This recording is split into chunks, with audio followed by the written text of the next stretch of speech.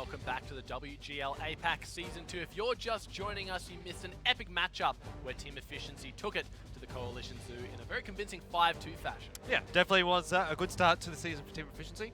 Moving on to the second matchup though for tonight, Wargaming against DarkWolves. I think, I think we probably all know how this one's going to go. Yeah, any game with EL is always a lot of fun to watch because you get to learn so much and just see World of Tanks play to such a high degree of skill. Yep. So hopefully it's on DarkWolves to really show up here and show that they can run with the best of them, because let's be real, EL are the best of them when it comes to the APAC region. Well, definitely, yeah. There's no questions about it. There's almost no sort of possible chance, it feels like, that EL is even going to drop a game again this season, which would be almost unprecedented, I think. But here against DarkWolves, this should be, I suppose, one of their easier matches for the season. Obviously, we've seen DarkWolves last season. They had an okay season, but it wasn't that great.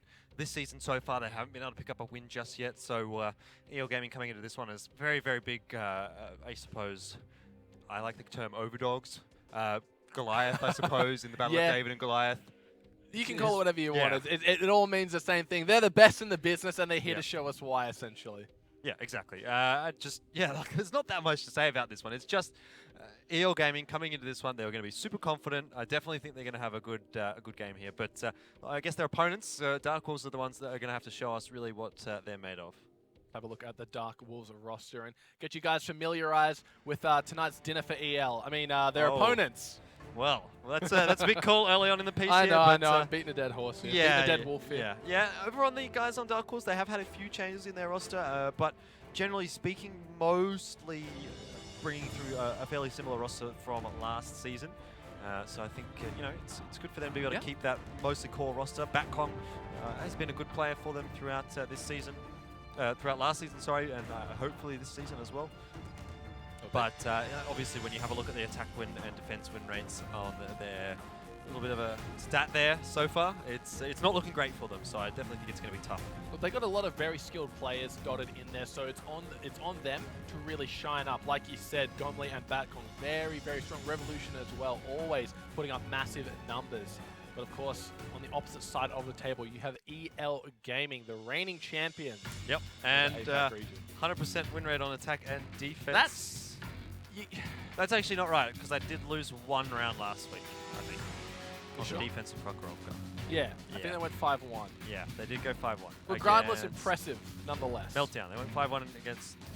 No, it was B Gaming. 5-1 against B Gaming. But regardless, it's still pretty much exactly what it needs to be for the guys on EL Gaming there. Only real change for them, bringing in Principal from, I guess from Reform Gaming, which was a Chinese team that competed at the Grand Finals in 2015.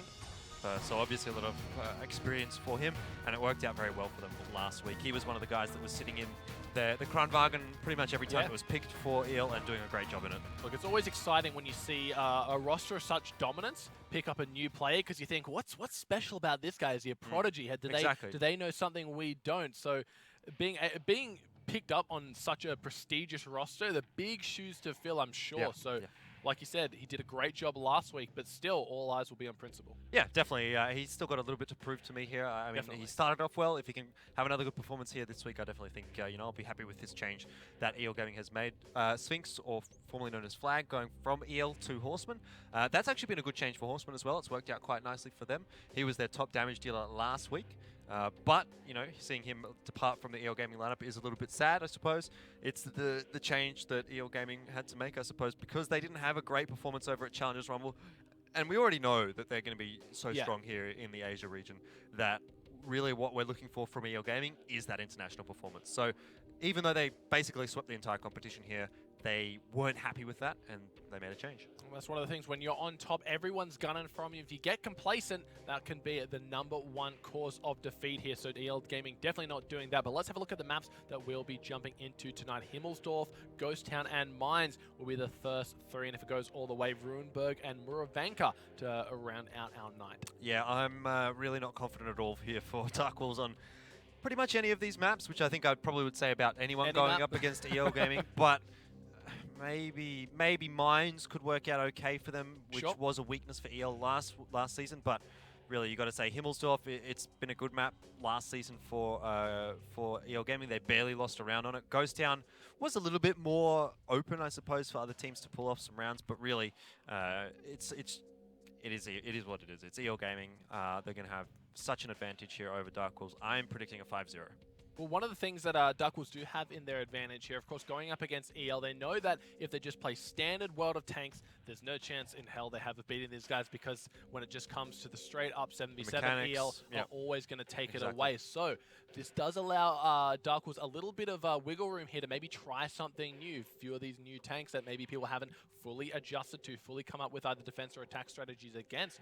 So if DarkWolves have done their practice, put in the hours, done their research on which tanks to put in what positions, they may be able to pull off some sort of an upset and get a few rounds. Yeah, I think that's the best case scenario. I think maybe they can get 1 or 2 rounds at best, but I don't see them being able to pull off anything more than really that.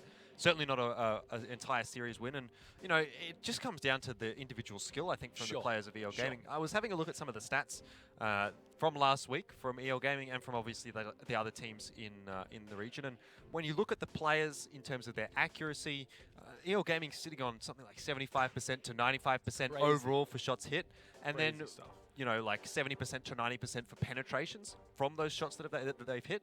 And then some of the other teams lower down the scale, 65 to 85% accuracy, as opposed to, you know, what we saw from EL Gaming, which is just where that difference is.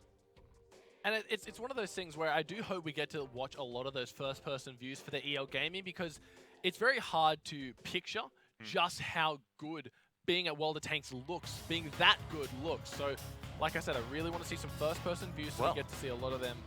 This is a little bit interesting. Okay. 2 4005s coming out. It's not actually a tank that I really sort of picture. You don't rate it? Well, no, it's just not a tank that I picture when I think of EL Gaming. Yeah, okay. They, to me, feel like a team that is going to go for those consistent tanks where they always know what they're going to get out of it. With the 4005, it's sometimes hard to say what you'll get out of that tank. It can pan, maybe.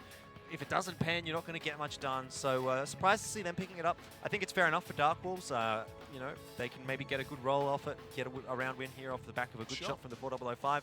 It's got lots of targets to hit there. There are lots of 50Bs, lots of 4005, or the 4005 for EL. So, yeah, I mean, look, but for these two teams, for both of those lineups, the 4005 is not a bad pick. But I'm just a little bit surprised to see it come out from EL. Jumping into game number 1, DarkWolves taking on the Juggernaut. That is EL Gaming. EL already off to a pretty slow start here. They're just going to be kind of milling around their own base. DarkWolves, though, fanning out quite wide.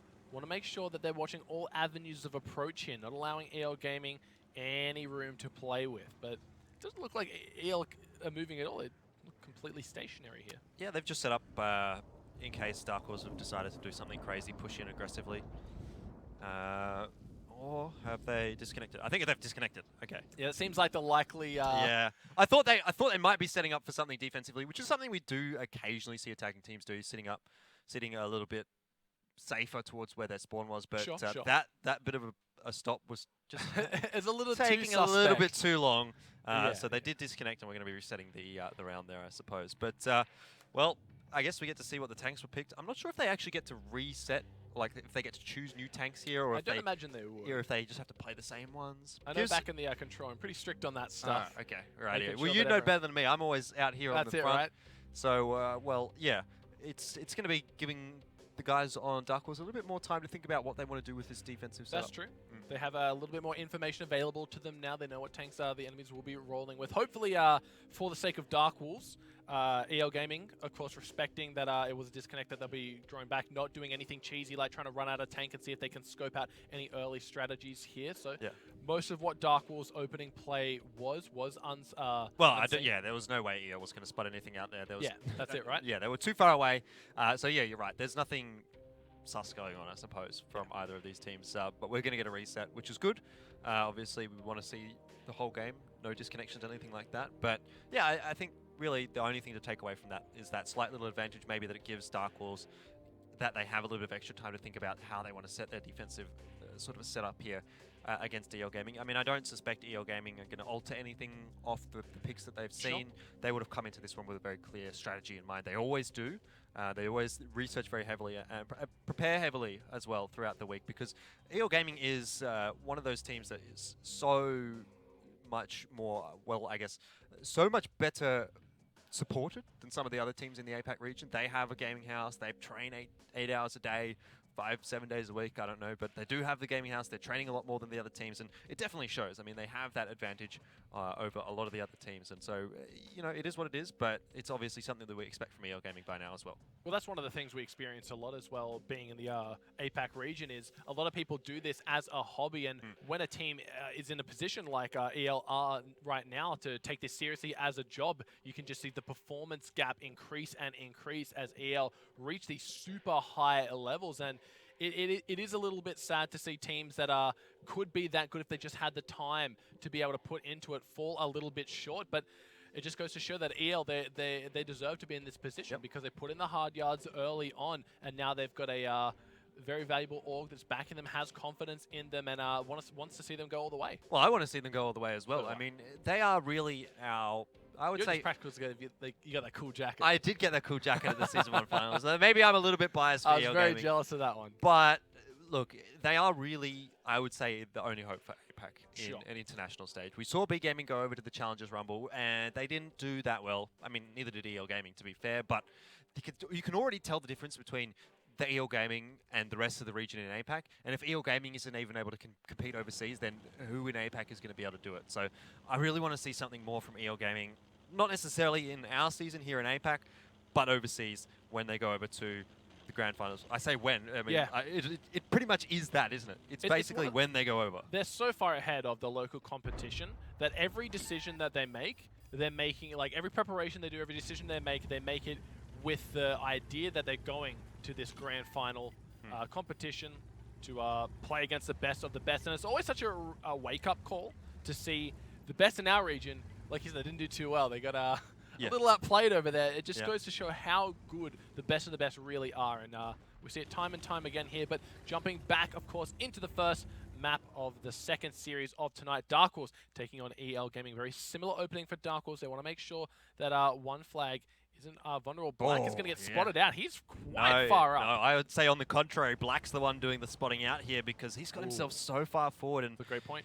You know, yeah, he gets spotted out, but it's a tier 8 tank. I mean, that's his job. Black is here to spot and in that IU's 251. And exactly, he's managed to get himself in a really good spot here. This is going to give EL Gaming a little bit of room to maneuver. And Revolution just needs to be so careful. He's essentially stuck in this position now because if he peeks either of those streets, you can bet one of those EL Gaming guys is looking at every single angle that he can sort of escape from. That's the beauty of how EL Gaming play this. Black, he's got himself in the corner, so there's realistically no way that DarkWolves can punish him. Exactly. They can't poke around without taking a shot from the heavy tanks of EL Gaming. So, if they do get too aggressive in towards Black, they're going to probably get out-traded because there are so many EL Gaming tanks. There's a couple up on towards the hill. There was one or two in the banana there as well, and they can all be firing in towards anyone in a position to deal with Black. You could see Principal down towards the south. I'm actually a little bit surprised to see him not rotating off earlier to join the rest of his team, but I guess when we get back onto that full map view, we'll still see what he's doing. Yeah, he's still down towards the south there. Just watching the flank, making sure that DarkWolves don't try any silly Have a look at Nice, though. He's been unspotted, pushing all the way up here. In saying that, though, he might be walking into a bit of a trap because DarkWolves do have a nice crossfire setup. He has been spotted out, and now he's going to try and put a couple of shots into Revolution. He does get one across Lambert. Trades one back onto Black. And overall, just a 1-for-1 trade. AMX50B shot for AMX50B shot. I don't like that Nice has gone this far forward. I think he can get punished for it if he gets a little bit too aggressive. And I'm happy now that he's fallen back a little bit to a bit more of a defensive position because that was a little bit risky, I got to say.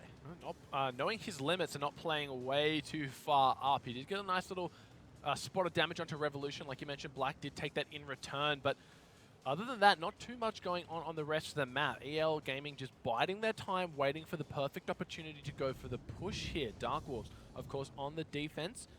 Don't really need to do too much. It's got to make sure they have eyes on everyone, but Black still in such a crucial position. Yeah, I think EL Gaming here are just waiting to see if DarkWolves is going to make a mistake and push in towards Black. You can see Guanren in that 4005 has put himself in the banana with a great position to fire in towards those guys that are sort of hanging around near Black. And I guess having a look across it, Fox TS, the captain of EL Gaming, not the shot caller, just the captain. Average kills of 1 per game, which is pretty decent. If you're going 1-for-1, you can't complain about that. But 2.1k damage per game is quite, you know, a respectable sort of a number. Considering it's the average as well, it's very high. Getting out of the damage quite a lot here. And once again, we just see this standoff position that both teams are taking right now. And EL Gaming, like we said, they come into this game with a very sound strategy in mind. We'll just have to see how they go on the execute, because you've got 3 players. You've got Quiet, Guan, Ren, and Principal all moving around for that 1 cap. Spit's the only player there who will be able to spot it out in time, and whether or not DarkWolves can react promptly, we'll just have to wait and find out. Yeah, well, if Spitz gets caught off here, that's not going to be too pleasant for him at all, and he's sort of being collapsed upon, so just to be careful with his positioning there. You can see DarkWolves have really just kind of congregated in on Black and Nice, and it kind of left the rest of the areas of the map, I suppose, a little bit more open. EL Gaming does have quite a lot of room to move, but they do get spotted out. Black's going to fall back here. Nice little reset from EL Gaming, and now is when we're going to start to see them pushing out here and starting to make their way across the map. Yeah, they've pushed quite far up over that 4 line. The Nice, Principal, Quiet, and Guan Ren all in a good position to react should anything goes awry. But DarkWolves, they're thinking back to how Coalition Zoo played this map and how centralized their defense was around their spawn area. You can see DarkWolves fanning out quite evenly around the map here, just making sure that no avenue of approach is gone unchecked. Black takes another big shot, so he's only down to about 320 HP, but he's done his job. He's got the spots early on. He knows where a few of the DarkWolves members are. Now he just has to play safe. And this is what I was talking about before the game started as well. EL Gaming, every now and then, actually reasonably often, find themselves at a health disadvantage or a tank disadvantage, but they don't get bothered by it, they don't worry about it, and they always seem to be able to bring things back. So at this point, you know, they know that Black's relatively low. They probably know that they are a little bit behind on the HP pool, if not that much at all, but they're going to be quite comfortable. They'll feel fine, and now they're going to get Black on towards that 2 flag. Quite aggressively, I might add. He doesn't have that much backup. There seems to be a bit of a mind game here. They want to make the overcommit come in. Well, they want to make, yeah, exactly. They want to get DarkWolves on that cross. You can see Nice. It doesn't look like they're falling for it, though. Look at Backhong and Caviar. Not yet, but eventually they are going to have to get that reset eventually. So Hardline's in a good spot, Nice is in a good spot. Principal, yeah, he's in a pretty decent spot as well here. My main concern is if one of these EL Gaming tanks does get caught out on its own, that's going to cause a bit of an issue. Same for EL Gaming though, I suppose. And there you go, that's Hardline up, getting a free shot into Gomli, across, and Black falling back. Yeah. So slight little bit of an advantage there for EL Gaming, and that's all that that's all they wanted, and they're happy with that. They're going to back out, take another fight. A lot of tanks over on the H line here, but you can see EL Gaming are backing off. It looked like the bait and switch not working out for them this time around. DarkWolves doing a great job of defending both points simultaneously here. They didn't overcommit to that 2 cap, and EL Gaming, they knew Black was the only person actually doing anything about it. So once Gomli showed his face, did take a shot from Hardliner, but Black had to back off. Yeah, Black's starting to move forward though again, and he's going to get himself back on that cap. This time he does have a little bit of backup. Hardliner following him along, and there's another tank up in that A0 line. I'm not sure who it is. I suppose it's probably a 50B. But I'm not quite sure. Guan Ren also watching down that 5 line. He has been spotted out though, so Gomli is probably going to know that he can't really cross here, but yeah, we'll have to see what he does here, because this is a difficult situation. Again, this is kind of similar to what Coalition Zoo found themselves in up against Team Efficiency, where they just couldn't get the reset for free. Yeah. And Fox TS is going to jump himself on the flag here as well, so that's going to be a 3rd tank sitting on that base, and well, 25 seconds to respond for DarkWolves. The time is ticking right now. Where are DarkWolves going to make their retake? It looks like Revolution is going to find the kill onto Nice. A massive shot from Caviar takes him down. Now Fox TS in the firing line, but looks like Gomli has bitten off more than he can chew. Can he get the reset off in time? Still only 10 seconds left. Not going to find the shot onto Fox TS as Gomli goes down. They need to act, and they need to act fast. With only 5 seconds left on the clock, Revolution needs to make his shot count. 2 seconds, 1 second, it's counting down. Are they not going to make it? EL Gaming steal away around right under the nose from DarkWolves. How do they get away with this, Jordan? There was just no one in a position to get the reset apart from Gomli.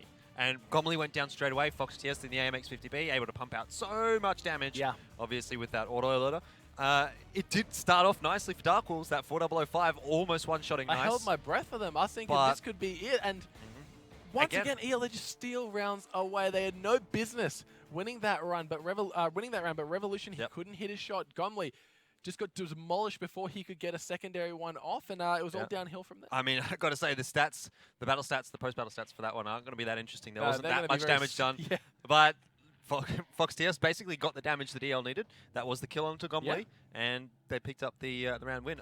Typically, you don't see that many tanks put on towards the cap, and I think it just caught DarkWolves off guard a little bit. Yeah, unfortunate stuff coming out of DarkWolves because they did start that round quite strong. Hopefully, coming into the next one, that didn't phase them too much. They know they have the aim and confidence to take on some of the members of EL Gaming. They just got to make sure that their strategic mind is set a little bit more fine-tuned, and they don't allow EL to snag away wins like that, especially right under their nose. Because Gomli, he knew it was all happening. They just couldn't act in time. Yeah, it was really, really spread out there for DarkWolves, and it was, you know, like I said, it was what Coalition Zoo were facing against Team Efficiency, where they couldn't move their positions without sacrificing HP to the setup that EL Gaming had. So they just were forced into sort of a back corner, and it didn't work out too nicely for them from that point on. Let's take a little peek at the post-game stats to see where the damage was dealt. And as you mentioned, a lot of damage coming out of the two members at the top for the DarkWolves, but that doesn't really tell the tale of how this game went down. Yeah, Caviar in the 4005, he got one shot across, nearly one shot at Nice in the 50B, but it wasn't enough. Fox TS getting the crucial damage. Principal and Hardliner also chiming in with a bit of damage across for themselves, but really just a very low damage game. Most of the tanks surviving in that one as well. And EL Gaming pick up a pretty comfortable, easy win, I gotta say. Yeah, gonna be jumping into defense next time around. We'll see if they can pull off something as quite brazen as that one, Yui's name nearly touching the border on that side. A lot of Don't you mean Yui? No, it's Yui. I've got to get it right. Look, that's it, right? Half the job is pronouncing the names correctly. Well, we've had a bit of troubles with that last season, I got to tell you. Yeah? Yeah. I'm struggling today already, I tells you. Yeah, I'm sure you're going to get it. You'll get it. Eventually. But look, as you see, the bottom half not really telling too much, as it was a very low kill game, low damage game. Are usually the ones that end in a point capture are. Yeah, well, it's pretty much just how it went for EL Gaming. I mean, they're going to be happy with how it turned out. They don't care about the damage stats really, and getting another win on the board, it's essentially a free win. What EL do best, right? Exactly, it is, and I got to say, it's pretty much just how I expected this one to go. I didn't think DarkWolves were going to put up too much of a fight, and so far they haven't. It's still early days. They've got a lot of time to work with. They have potentially another 4 rounds if EL live up to their reputation to try and claw their way back in. And going into attack on Himmelsdorf, we'll have to see what exactly their opening strategy is, because we know they favored a nice fan defense, putting a lot of their members watching all of the opening corridors. So we'll have to see if their offense is a little bit more structured. I think another question that we have to ask there is, what is EL Gaming going to do here on the defense? Of course. Because, you know, sometimes we do see them set up in a, you know, normal defensive sort of passive setup, but EL Gaming, when they're versing a team that they know they're much better than, often just feel like, okay, we're just going to rush down the banana, out-aim them, out-trade them, and win the battle. So I think that might even be something that's on the cards here for EL Gaming. Depending on what sort of a lineup that they pick here, I wouldn't be particularly surprised to see them just go aggressive and try and take the fight to DarkWolves. That's the thing. We've seen it time and time again where, like you said, they know that they're the better team. They know they have the better accuracy, the better team coordination, and they just say, screw it, let's just go aggressive, full-on rush in. We see it a lot of the time on our mines, I do believe, up in that kind of initial fight area. Everyone's just running straight into each other, and it's always EL coming out ahead. So if they favor the same bold strategy, we'll have to wait and see. Yeah, it's something that we've seen before. So like I said, it's definitely on the cards here for EL Gaming. It'll come down to the fact of what they pick. I'd say maybe Bat Chats, 50Bs are what we want to see if that kind of strategy is going to come out. TVP, but we don't tend to see that all that much on Himmelsdorf. So, you know, if we see something like a 4005 or some sort of tank destroyer come out, like for this EL Gaming lineup, then I think we might take a step back from that sort of a position. But definitely those more mobile tanks, maybe 113s as well, would put themselves in that kind of a situation where they just go aggressively and try and take the fight. So yeah, like I said, it comes down to the tank lineups here, and the tank lineups as well from DarkWolves to a degree. If they can, or if EL think that they can get an advantage or something like that early on in the piece, then definitely they're going to go for it. But we'll have to see. I mean, if DarkWolves have got something like a 4005, I think that might be then a little bit too risky for EL Gaming to take that risk. All your questions are going to be answered as we jump into the tank lineups, which will give us a little bit of clarity onto how this game will go down. So a Grill 15 does come out. for EL Gaming, but they do have a fair amount of 50Bs, 113s. I think with the Grill 15 and the IS-7, we're not going to see anything too aggressive from EL Gaming. Those two tanks do tend to sort of put themselves in a position just to play a little bit slower. DarkWolves, though, on their roster, T10, WZ-111. I like those picks, especially WZ-111. I'm a big fan of that. Big damage out of that gun for a tier 9 tank.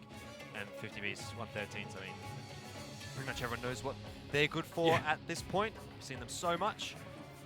Just a good solid roster from DarkWolves, but similarly a good solid roster from EL Gaming. I want to see where this Grill 15 goes. If he plays up on the hill, it'll be Fox TS in it because he is their dedicated Grill 15 player. But yeah, my question is where he's going to be playing around. Is it on the train tracks? Is it on the hill? Is he going to snipe down the banana? Yes, the questions are going to be answered soon. Yeah, I think you're right. That's the only real outlier. We see a lot of standard stuff coming out of these guys, but that's where EL do best. It's when teams try to challenge them at their own game, and DarkWolves definitely throwing down the gauntlet this time around. We saw last round they got a few early kills that had them looking favorable against EL. They just weren't in position to close out the round, so hopefully they've learned from their mistakes coming into this second half here. And so quite a nice in those AMX 50Bs have set themselves up with a pretty decent position to spot the cross. Ooh, Gomley does cross, takes a shot or two. So good early advantage there for EL Gaming. Fox TS in that Grill 15 hasn't managed to get involved in the fight just yet, but really this is just down to those 50Bs. Gomley takes another shot out from Quiet, and look at the angle that he's got. It's not a big one, but he's got a perfect angle, and oh, he's been actually ammo-racked by that shot from up on the hill by Caviar. So that's a little bit unlucky there. He's going to have to use his repair kit for that one, but overall, I mean, what can you say? There you go. It's EL Gaming. I feel like I'm watching Team Efficiency and Coalition Zoo. I know. It's pretty much what's going on. They're just rolling straight in here. DarkWolves, they want to make sure they can get in, but like last time we saw Coalition Zoo trying to run that heavy banana push, the firing line's already predetermined. EL Gaming, they just have to point and shoot. They know where they're going to be, and DarkWolves is taking so much damage. Gomley down to sub 200. Caviar on 850 and Revolution on 900 as well. EL Gaming barely taking any repercussions. Yeah, you can almost say this is a write-off here for DarkWolves already. They have put themselves in not a great position. They're getting flanked around by Guanren at the moment as well, who's exploring the southern part of the map, but soon will be up towards the top of the hill and coming down on the other side. And it's looking bad already. The health advantage that EL Gaming have got, like you said, it's looking bad already. There's a tank going down as well for DarkWolves. The story doesn't get any better, I'm afraid. Gomley the first to fall on the side of DarkWolves. Their HP pool dropping below 10k. So this is looking very grim for the Wolves here. Hopefully they can bite back, find, I don't know, someone. If they recognize that Guanren is on the flank, hope they could maybe turn around and take him out. But yeah, there's trying to find the silver linings here, John, but they're making it more and more difficult as time goes on. I think you're grasping at straws a little bit. I really can't blame you, but it is what it is really here. EL Gaming, we're just waiting for Guanren to get in position up there on the hill, and well, now that he's managed to do that, I think DarkWolves, well, one, they got off the cap, which means all the pressure that EL Gaming had has been relieved. And EL Gaming finding another kill there. This is just going to be a slow and steady snowball. While this round looks one and done, let's actually have a listen in with EL Gaming to see how they close out such an advantage. 直接卖，张张直接走，张走你的。啊。打着我的灭火，先停着。断腿啊！没断到，没断到。我直接把这两个人宰了，可以，单独不把，要需要我的帮忙吗？需要。过来，把我这50B收一下。导演来了，坚持一下。他的兵力是保持加3去。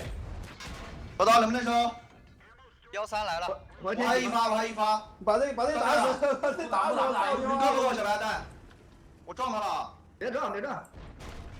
OK， 我还能打上一发，别怕。怕死了，多好！还有几发弹。 While my Chinese isn't up to scratch, I think it was something along the lines of GG easy as they completely proceeded to roll over the DarkWolves in a very dominating fashion on Himmelsdorf, taking the map 2-0. Yeah, well, I'm not surprised at all by that one. EL Gaming showing us very much that they are coming into this one as the Goliath in the David and the Goliath analogy. But I always find it interesting listening to the EL Gaming communications there, because they always seem to have a much more different sort of a tone outlook on it than other teams. It's a lot of yelling. It's a lot of people talking at once.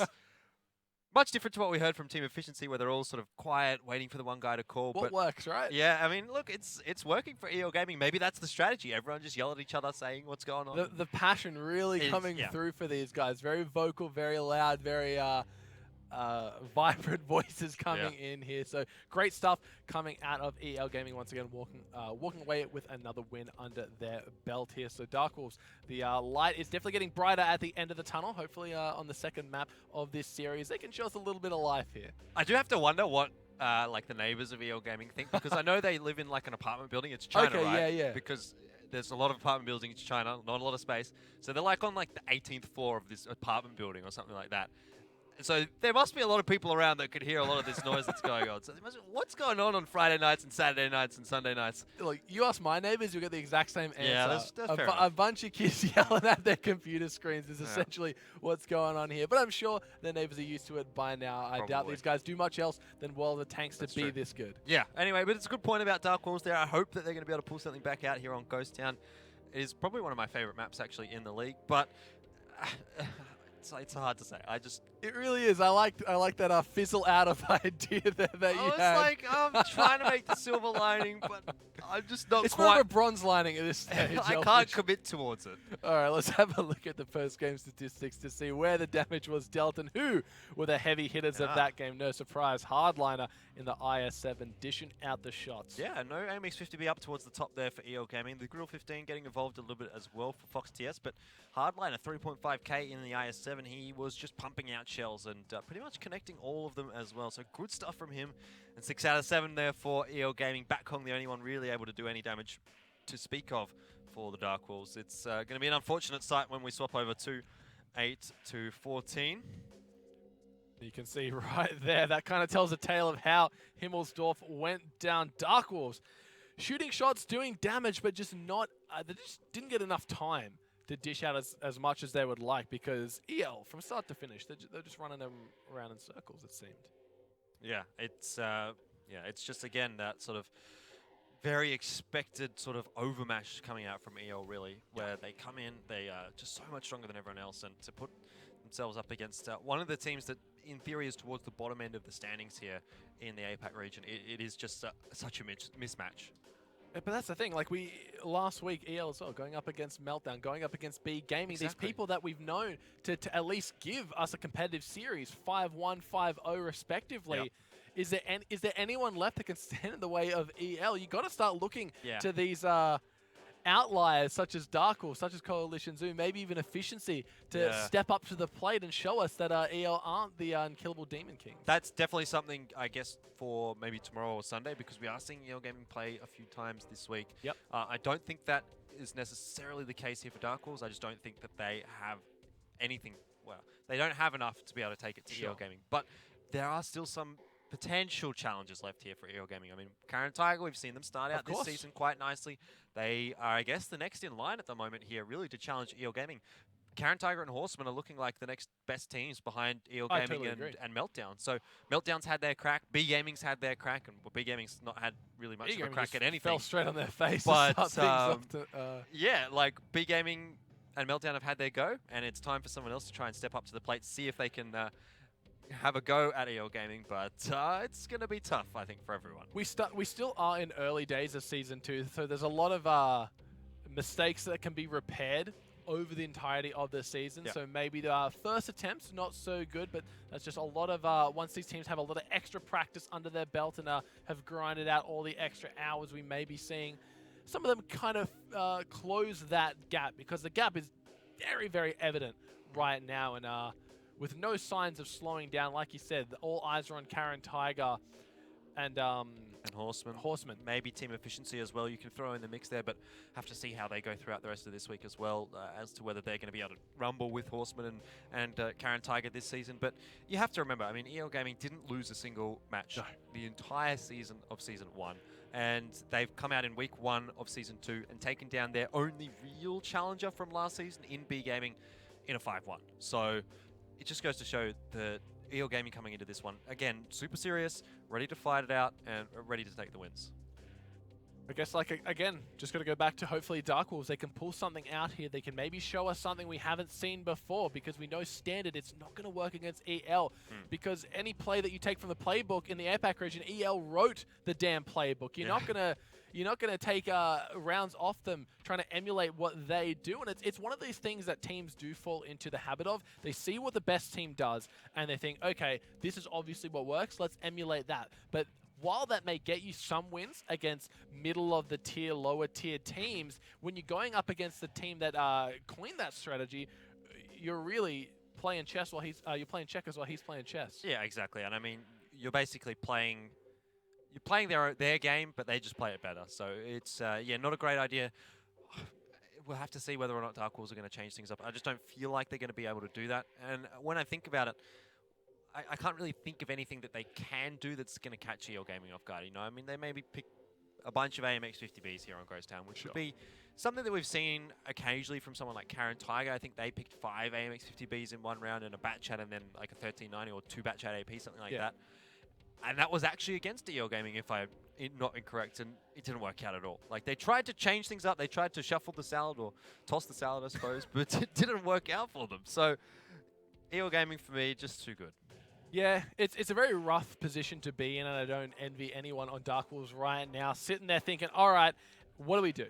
We just came off a pretty miserable Himmelsdorf. We're going into Ghost Town right now, and the last thing they want to do is add to that name and be more ghosts on the map. So they've got to reevaluate their strategies coming into this. They've got to kind of reaffirm themselves that they deserve to be in this league. They deserve to be up against teams like EL Gaming and show themselves, because if they don't believe in themselves coming into this game, then they've already lost the battle. No, that's true. But, well, I definitely think they deserve to be here. It's just that EL Gaming, of course, deserves to be maybe at the top. Miles ahead of everyone else, because they are the ones that put the most effort into the game. And, well, DarkWolves, they do have a bit of a hill to climb. We've all predicted a 5-0, you, myself, and Alex, for this matchup. And at the moment, it's headed in that direction here. EL Gaming going to be picking bat chats, WZ-111s. I do like WZ-111s on the attack of Ghost Town. I think they're going to be heading in towards that northern flag. 50Bs to back them up, maybe from the Death Alley. And 113, not a bad pick either. For the DarkWolves, lots of auto-loaders, 50Bs, bat chats, but the T10's in there as well. So across both sides, it's pretty standard lineups. And I guess that's another problem, I guess. Yeah, that's the thing. We say it's pretty standard from both teams, but who does that favor in the long run? It favors EL Gaming. All right, going to be jumping into Ghost Town. Map number 2 already. DarkWolves staring down the barrel of a loaded tank as EL looking to make this another clean sweep. Yeah, certainly are. And here we go. EL Gaming are indeed heading up towards that one flag for the moment with a few of the tanks. Who's in the WZ-111s? Principal and Guan Ren, who are actually hanging around a little bit more towards the 2 flag. So maybe EL here aren't going to push themselves right onto the 1 flag. Oh, it might be nice to put himself on that flag, which would be interesting. A little bit surprised maybe that WZ-111s wouldn't go on there, but actually looks like EL Gaming are going to change things up a little bit here. Put a 113, put a WZ-111, or even 2 WZ-111s and a bat chat onto that flag. Why not put the whole team on it? Yeah, what it looks like they're doing. I mean, you can't cap with more than 3 guys anyway. It doesn't increase the speed. Overkill at that stage. But this is, I like this play. It's really going to force the hand of DarkWolves early on, and I just don't think DarkWolves are going to be expecting this at all. Yeah, they might have expected to have a couple of WZ-111s on that flag, but Gomley's going to turn around this corner, and he's probably going to get wrecked, I think. Cheeky. No reset coming out there, missing the shot or bouncing it off the turret. Doesn't take any damage in response, but this has not gone too well at all. DarkWolves already starting to lose the health. 4 seconds on the cap. Oh, they are going to get a little bit of time back, but Spitz, he goes down. 10 seconds left. Gomley, he needs to get in there. Where are the rest of DarkWolves? Are we going to see a repeat of attack on Himmelsdorf where they just take this straight from under the nose of DarkWolves? He can't get in time. 1 second left on the clock. Can they get the reset just in the nick of time? They do get one shot off on it, but I think it's too little, too late. You can see the health bars dropping. Tanks blowing to smithereens as EL Gaming looking to walk over DarkWolves once again. Yep, they've just sacrificed way too much health in getting those resets, and that's the unfortunate thing about only having 5-10 seconds left on that cap. You just need to go for it, otherwise you're going to lose, and you sometimes have to put yourself in a poor position to get those resets. Fox TS just pumping out damage in that 50B. As always, DarkWolves once again going to be falling to EL Gaming. It's just Caviar and Lambert left alive, and it should be no troubles at all for EL Gaming here to finish them off. He's going to get taken sky high any second now as Lambert is able to get a return kill onto Fox. Yes, he is the last member standing for the DarkWolves in his AMX 50B, but no amount of armor can save you from the impending doom that is EL Gaming, going to be taking this series up in a very swift 3-1. Yeah. And the thing that intrigues me most about EL is they give you absolutely no room to breathe. You see the side of DarkWolves are like, okay, this is what we're going to... Oh my god, we have 30 seconds left. Go, go, go. Yep. And there's no time to think when you're up against EL Gaming. People are going to say, oh, why are these commentators so biased towards EL Gaming? Well, that's why.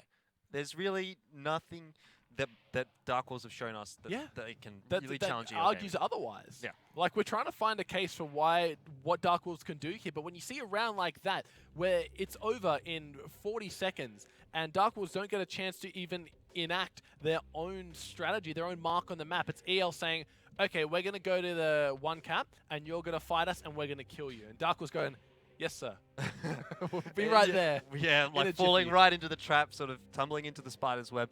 It's really hard for a lot of these teams to go up against EL Gaming. Like I said, the resources are very heavily in the favor of EL Gaming, of course, and they make use of them, obviously, here.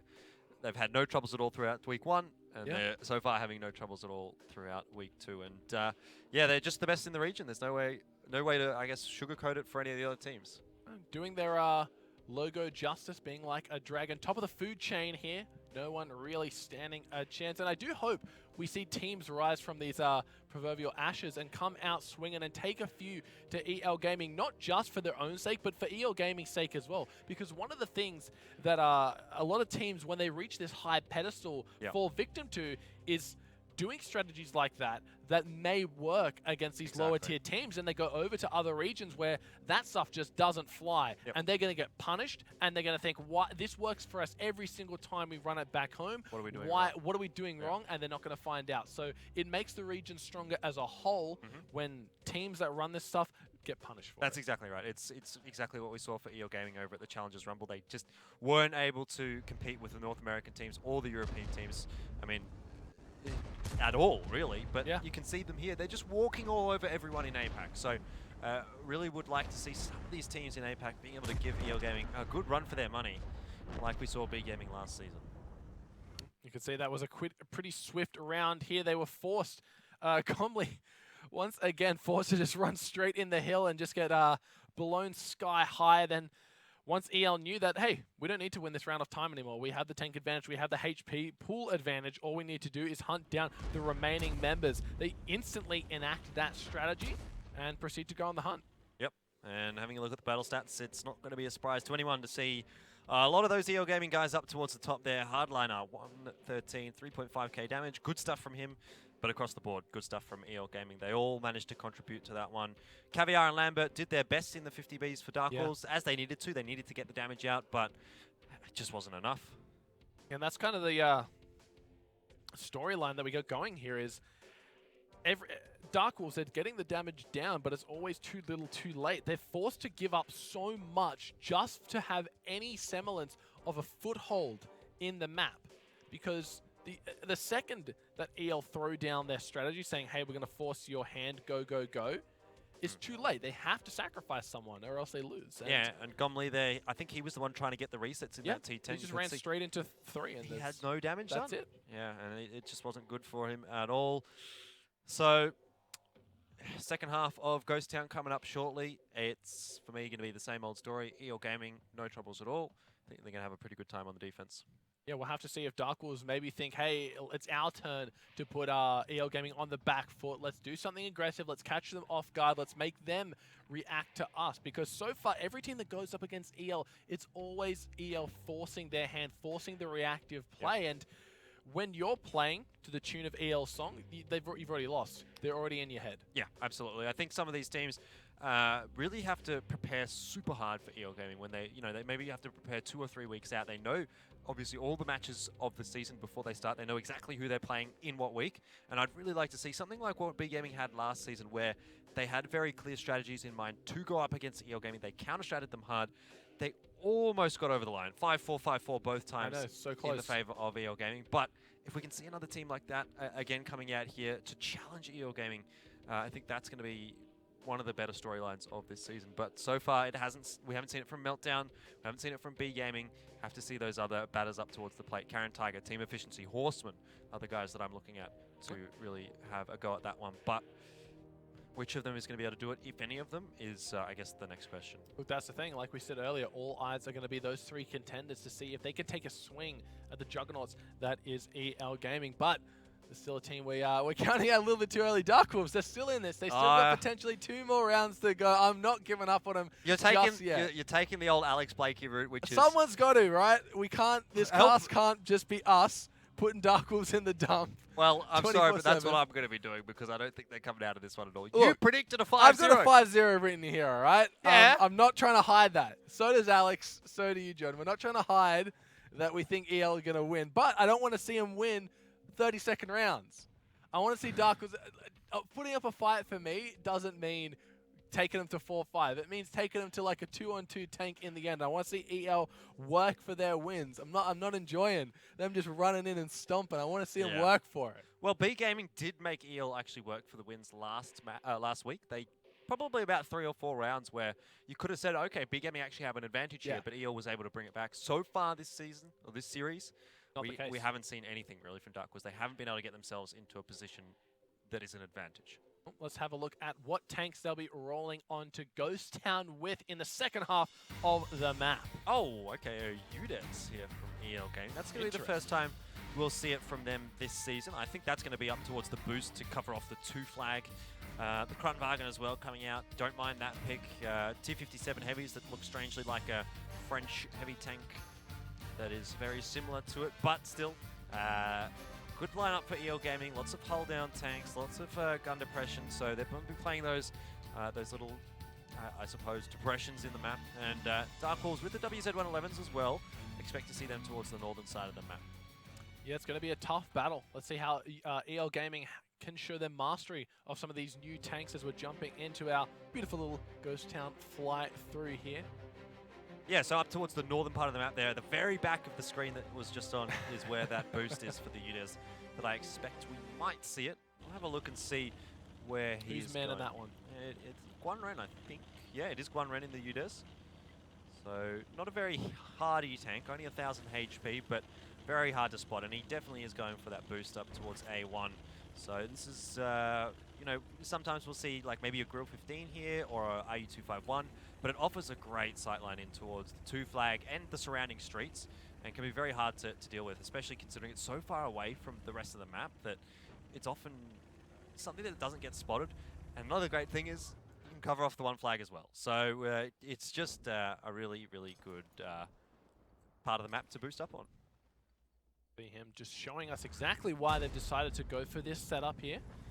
And already DarkWolves taking a little bit of damage onto Gomley once again, and Lambert taking shots as well. It doesn't seem that there's anywhere these guys can go without EL already watching it first. They're trying to go for that 2 flag straight off the bat. Foxias takes a huge shot. They have 3 people on it. This is what I want to see from DarkWolves. They're going to force EL's hand early. Yeah, and this is not going to work out too well. Having Guanren up on that boost, this little building in the middle is going to cover things off for DarkWolves. So he's not going to be too effective in that position. It's going to fall down to the rest of the EL Gaming players. And well, they've only got 10 seconds left to work with, so they need to get something going on here. I think Nice coming in from the side should get an easy reset, and does. Yep, there we go. And now is when the fight is going to begin. DarkWolves need to respond. Oh, no.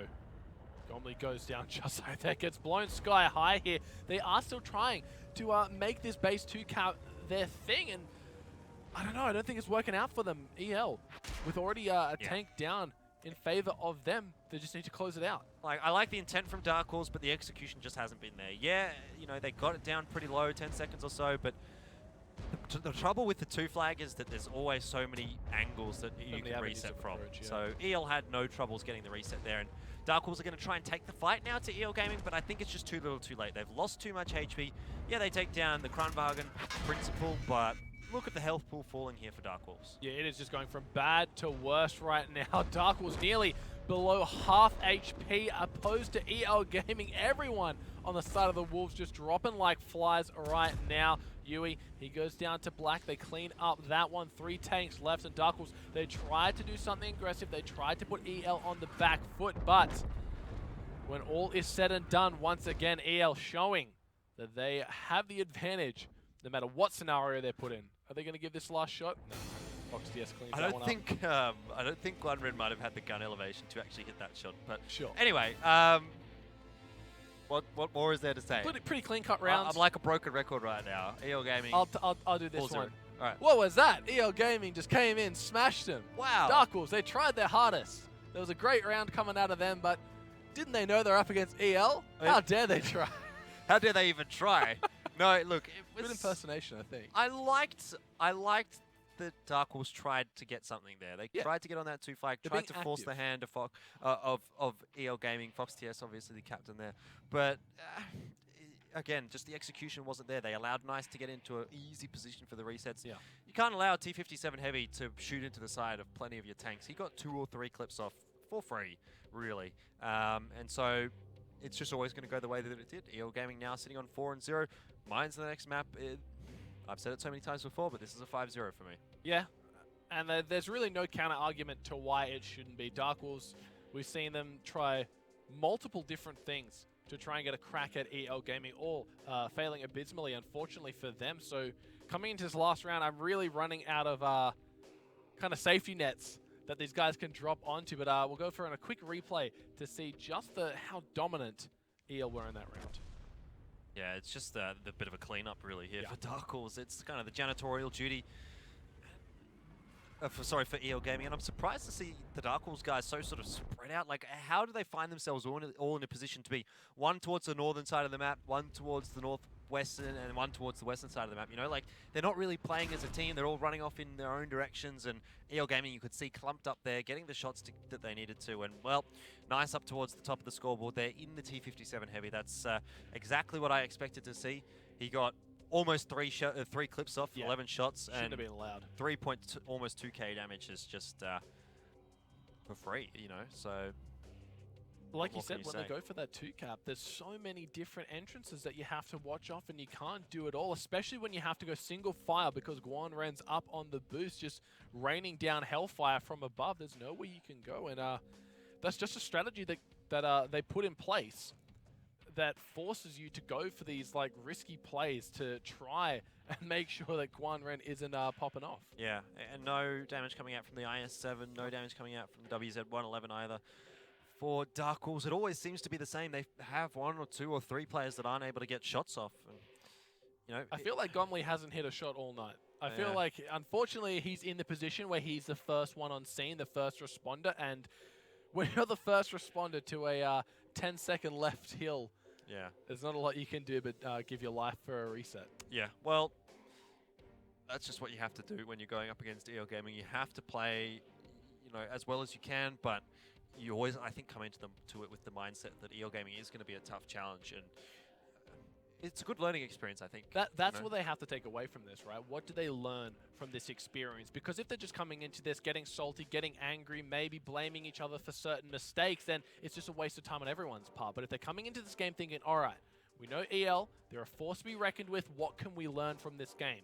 These are our strategies that we want to try. How are they exploiting it? What can we do to hotfix that for tomorrow's games? Yeah, and it's not like EL Gaming are untouchable gods. Of course not. I mean, we've seen B Gaming, as I said last season, contesting them, but specifically when they went overseas to the Challengers Rumble, they didn't look good at all. Like, they were just getting torn apart by the North American and European teams. So I think something that these APAC teams maybe need to do is go back and look at what these North American and European teams are doing. Great point. See how they can maybe incorporate some of that into their play and work on those mechanics as well. Make sure they're hitting those shots, because if you give EL Gaming an inch, they're going to take a mile. So you need to be on point to be able to beat EL Gaming. And it's possible. It's obviously very, very difficult. We haven't seen anyone do it in over 6 months, over 8 months, but it's not impossible. Look, that's the thing, right? Like you said, the footage is out there. All they need to do is research it and study it, and I'm sure they are.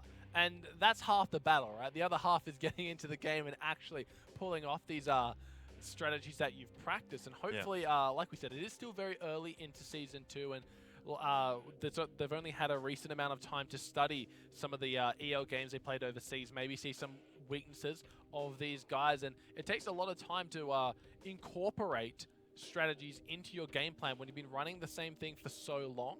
So hopefully in the coming weeks, we can see teams flexing a little bit more, trying more things out, and just being more confident to try new things. I'm looking at you, Coalition Zoo. No more E100s on Himmelsdorf. I don't know if you're going to be too lucky with that one, because it seems to be their favorite strategy. But yeah, definitely for teams up against EO Gaming, I mean, we've seen the guys on Meltdown, we've seen the guys on B Gaming have tried to take them on this season so far, and it's not worked out. So yeah, some of the other teams in the region going to have to step up and try and pull something off here. But Mines, I'm going to say the final map for tonight, the final round coming out here, EO Gaming, going to be starting off on the attacking side. And typically when we see EO Gaming playing Mines, they go bat chats, TVPs, and just charge in towards the hill. And well, there's bat chats and TVPs there, a Kranwagen as well, just for a little bit of extra heaviness. But really, it's an EO Gaming lineup that I expected to see.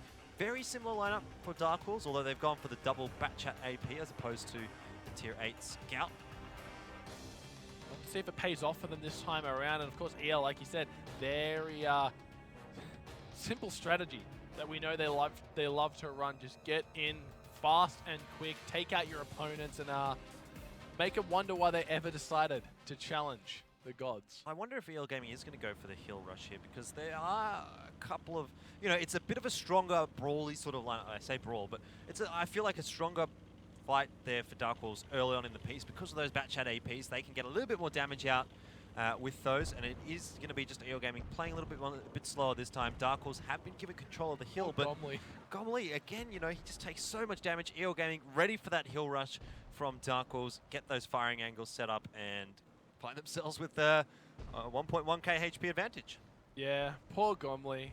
He's having a real rough time tonight. Yeah. Yui takes a big shot as well, and Caviar to boot. Black, he's in a great spot, just spotting everyone and hitting the shots as well. This is oh, he's just being a sniper right now, because this is a last-ditch effort here. Yeah. This is what we saw when DarkWolves are forced at their back against the corner. I mean, I'm not really sure what Lambert is doing here, trying to run right at Guanren. So Batcong.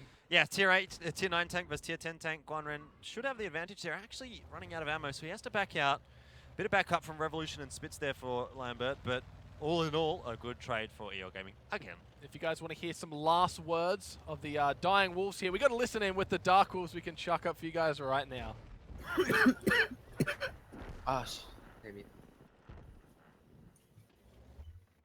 오늘 뭐 기대도 안 했다 얘네한테.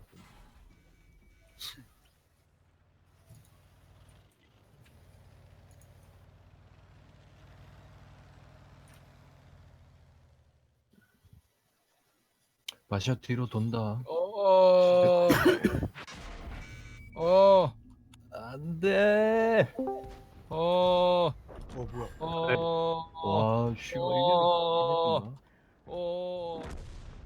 You can see at least spirits are high on this in the DarkWolves camp. I thought I'd do a joke about the Dying Wolf, but he was doing that impression quite well. That was very, very ironic that he comes in, a guy coughing and yeah. I mean that's gonna be it, right? Yeah, that's pretty much what you expect, I suppose. That's how it is. DarkWolves lose 4-5. Hey, we all got this one right. Yeah, I got both of them right tonight. You did too. Alex, we're looking at you. Step up your game next week, man. Poor form. Yeah. Look, I mean, who could have really expected much different, to be honest? And look, like we said, DarkWolves, it seemed that all was good in their camp. They weren't too stressed. They weren't too worried. They're having a little bit of fun. Yeah. I think they're realistic about this. You know, that's how I would have come into that one. Yeah. And, you know, just have a bit of fun. You got to play the game that you play. You get to play the game that you love at the end of the day. So what really can be wrong with that? Exactly. And EO Gaming are going to be quite content with how that one's gone today. Again, another very convincing victory for them heading through. I think that's now 3-0 for them so far this season. So going to be jumping themselves up towards the top of the standings, or well, they already are at the top of the standings, but trying to elevate themselves above the other teams in the region, and doing a good job about climbing that ladder. Yeah, they're looking to set some records here. They already have undefeated, but now they just want to go with dropping as low amount of rounds as possible. Only dropping one round so far to B Gaming last week, the other two 5-0s to boot. So they're on track to really make a name for themselves. Yep, definitely. Still 100% for themselves. Exactly. Still 100% win rate on the attacking side after 3 rounds. And I guess having a look at the battle stats there, it's going to be the same old story. Fox TS up towards the top there, doing quite a lot of damage. Black, who we saw with that bat chat, just sniping down the line. He was popping off. And yeah, really, it's just 5 EO Gaming up towards the top there. A little bit of a response from Caviar and Lambert, but it's not enough. Yeah, I guess when Broken you just record Elfish guy. head first into the enemy, firing shots, you're bound to do some damage, right? Yeah. So occasionally. Props to them. Poor Gomley. I really think I want to go back and rewatch this broadcast. I don't think Gomley dealt a point of damage tonight. Well, I'm not so sure. I honestly don't think he did. I think he was the. I know in like the last 3 rounds he hasn't, because we can see it there. Yeah. But I'm not sure what happened on I'm gonna go back and Himmelsdorf. watch it. I'm gonna find out. I'm gonna let you know. Yeah, that would definitely not be a great night for him. No. I wonder if he was the one coughing and splurting and making the dying noises. Maybe. I mean, well, yeah, it was the dying wolves, as you said. It's 0-5, so what can you do? Great stuff out of EL, though, once again showcasing why they are the most dominant team in this region, and I'm sure will continue to dominate. Like we said, all eyes now reside on Horsemen, Karen Tigers, and Team Efficiency. Team Efficiency, we got the pleasure of seeing them earlier today. Starting off a little bit weak. Their Season 2 first game, jitters maybe out of the way. They did win 5 consecutive rounds to take out the Coalition Zoo, so that does put them in a good spot, nearing towards the top of the table rather than the bottom. So hopefully, when their time comes, they don't falter. Yeah, I think the changes have worked out quite nicely for Team Efficiency. Granovsky and JT both had some pretty good performances today. I think Granovsky was probably the pick of the 2. But JT certainly had some good rounds on the Kronwagen there as well. Party had some good rounds. Safi was in there. I mean, I could go down the list and talk about all of them, but they all seemed to perform as they needed to, as we expected them to, and as we wanted them to here. So they are a contender, I think, again for this season, despite those changes. And I'm hoping to see Bolognese come into that lineup as well, either later this week or next week, shuffle things around, see what goes on there. I think he's probably the other player that we need to see in that Team Efficiency lineup. Hopefully, of course, for the side of the Coalition Zoo, they get their 2 core members back, Roby-Wan Kenobi and Madhouse, unfortunately absent for tonight's game, and it did kind of show in some of their performances. But let's have a look at the tonight's results and see how we fared. The post-match stats going to come out here. Hardliner was the pick of the bunch, actually, for EO Gaming, with average damage of 3,000 per game. That's quite respectable. Fox TS, we saw his little stat sheet early on in Himmelsdorf, where he had 2.1k average damage per round. Now he's done 2.5 against DarkWolves, so he's improving on that so far. I think, yeah, look, across the board, the only real take-home for the DarkWolves there is Caviar with 2.1, but really, it's just... it is what it is. Oh, there you go. He did damage. He did damage. I take it back. 889, which is like maybe 2 shots. 2 or 3 shots, depending on what tank he was driving. So, but that's a very low average. There are a lot of rounds he didn't do damage. Yeah, there's quite a lot. 177 average damage per round is really quite lackluster. Poor night for Gomley. Hopefully he doesn't take it too heavy-hearted and comes back tomorrow swinging strong. Yeah, I think he's going to have to. I'm pretty sure DarkWolves are playing almost every day this week. I know EO Gaming are playing every day this week, so it's a big week for EO Gaming.